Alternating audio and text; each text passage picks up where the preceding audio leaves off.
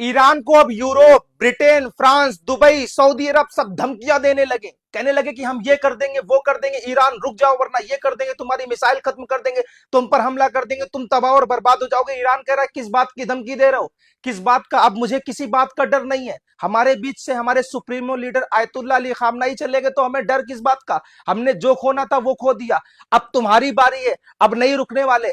और ईरान, यहां तक कि मैं आपको बता दूं, ईरान अभी तक यूएस के मिलिट्री बेस पर हमला कर रहा था, अब ईरान ने शाहिद ड्रोन से अमेरिका की एम्बेसी पर भी हमला करना शुरू कर दिया है। सिर्फ दो ड्रोन के जरिए सऊदी में जो एम्बेसी थी उसको पूरा निस्तो नाबूद और खत्म कर दिया है। उधर अमेरिका ने मिडिल ईस्ट के लोगों को, मिडिल ईस्ट के देशों को नोटिस दे दिया कि भैया अपनी हिफाजत खुद करो, हम नहीं कर सकते, हम सक्षम नहीं है, हम लकड़ी नहीं लेंगे। भैया तुम दुबई अपनी हिफाजत करो, सऊदी तुम अपनी हिफाजत करो, ब्रिटेन अब तुम अपनी हिफाजत करो, फ्रांस तुम अपनी हिफाजत करो। मतलब अमेरिका ने सीधी तरीके से पल्ला झाड़ लिया है। उधर कल ही बयान आया था दुबई का, दुबई कतर ये कह रहे थे कि अमेरिका ने हमको अपने हाल पर छोड़ दिया है और हमारी मदद नहीं कर रहा है, सारी टेक्नोलॉजी जो है वो इसराइल को बचाने के लिए लगा दिया है।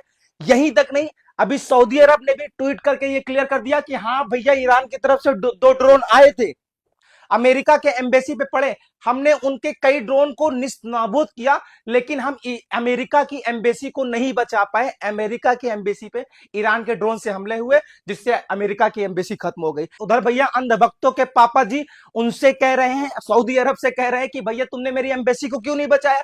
उधर सऊदी अरब ये कह रहा है कि भैया हम अपने लोगों को बचाएंगे कि तुम्हारी एम्बेसी बचाएंगे। इस वक्त बिल्कुल तहस नहस है और अमेरिका पूरी तरीके से इनसे पल्ला झाड़ चुका है, दादागिरी कर रहा है कि तुम ये क्यों नहीं कर रहे, वो क्यों नहीं कर रहे, ऊपर से बचा इनको नहीं रहा, हथियार इनको नहीं दे रहा। बहुत बुरे हालात हैं। ईरान जो है करो या मरो की स्थिति पे है इस वक्त।